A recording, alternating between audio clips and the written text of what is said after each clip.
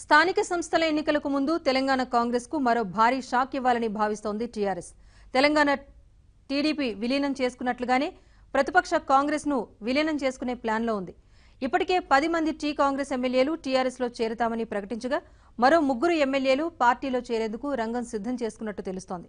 త్వరలోనే వారిని చేర్చుకొని కాంగ్రెస్ ప్రతిపక్ష హోదా గల్లంతు చేసేందుకు పకడ్బందీగా తన ప్లాన్ను అమలు చేస్తోంది గులాబీ పార్టీ.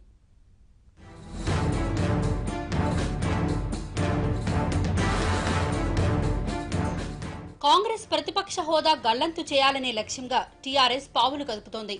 ఇప్పటికే ప్రయత్నాలు మొదలైనట్లు తెలుస్తోంది. కాంగ్రెస్ నుంచి మరో 3 ఎమ్మెల్యేలు పార్టీ మారినట్లు రాజకీయ వర్గాల్లో జోరుగా ప్రచారం జరిగింది.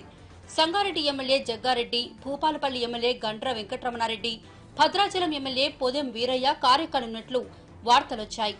ఈ నెల 28 లోపు వారు టీఆర్ఎస్ లో చేరేందుకు రంగం సిద్ధం చేసుకున్నట్లు తెలుస్తోంది. ఇటీవల జగ్గారెడ్డి తన అనుచరులతో హైదరాబాద్ లోని ఓ హోటల్లో ఇదే విషయమై సమావేశమైనట్లు సమాచారం. ఇంకా వీరే కాకుండా శ్రీధర్ బాబు, రోహిత్ రెడ్డి, సీతక్కల పేర్లు కూడా ప్రచారంలో ఉన్నాయి.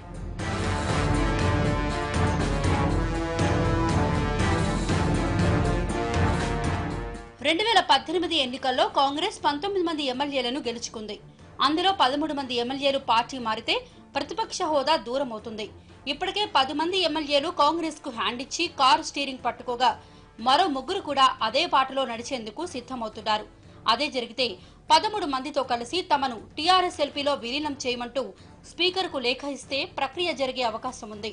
ఇప్పటికే అసెంబ్లీలో టీడీఎల్పీని, మండలిలో కాంగ్రెస్ ఎల్పీని ఇదే వ్యూహంతో టీఆర్ఎస్ ఎల్పీ కలిపేశారు. అదే పద్ధతిలో ఇప్పుడు శాసనసభలో కాంగ్రెస్ కు ప్రతిపక్ష హోదా లేకుండా చేసేందుకు అధికార పార్టీ అడుగులు వేస్తున్నట్టు ప్రచారం జరుగుతోంది. సభలో మొత్తం బలంలో 10వ వంతు సభ్యులుంటేనే ప్రతిపక్ష హోదా దక్కుతుంది. 120 మంది సభ్యులు గల శాసనసభలో ఇప్పటికే టీఆర్ఎస్ కు 91 మంది సభ్యులుండగా కాంగ్రెస్ నుంచి 13, టీడీపీ నుంచి 1 చేరితే టీఆర్ఎస్ బలం 105కు చేరుతుంది.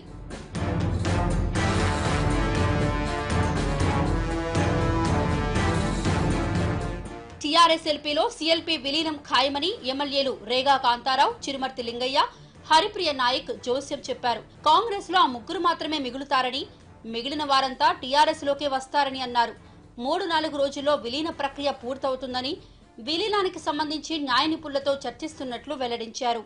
విలీనం అనేది ప్రస్తుతానికైతే న్యాయ నిపుణులతో సంప్రదింపులు చేస్తా ఉన్నాం. ఎట్లా ఏంది, ఏ రకంగా చేయాలనే దాని మీద. విలీనం అయితే ఖాయం, కాకపోతే కొద్దిగా టైం తీసుకొని చేస్తాం. విలీనం అనేది ఖచ్చితంగా జరుగుతుంది, దాని ఆగేది కాదు. ఎందుకంటే మెజారిటీ మెంబర్లు ఉన్న దాంట్లో మెజారిటీ మెంబర్లు 10 మంది మేము ఒక సైడ్ వచ్చేసినాం.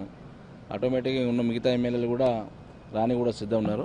1-2 రోజులు కూడా అది కూడా జరిగిపోతుంది. ఉండవలసిన వారు ఎవరు 2-3 ఉన్నారో వాళ్ళే అక్కడ మిగిలిపోతారు.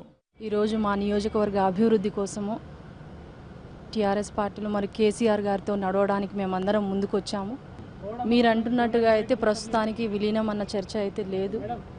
భవిష్యత్తులో తప్పకుండా ఆ చర్చ ఉంటుంది. మేమందరం కూడా మరి ఈ స్థానిక సంస్థల ఎన్నికల్లో టీఆర్ఎస్ పార్టీని బలోపేతం చేయడానికి మేమందరం కూడా కృషి చేస్తామని తెలియజేసుకున్నాం. అయితే తమ ఎమ్మెల్యేలెవరూ పార్టీని వీడటం లేదని టీపీసీసీ ముఖ్య నేతలు స్పష్టం చేస్తున్నారు.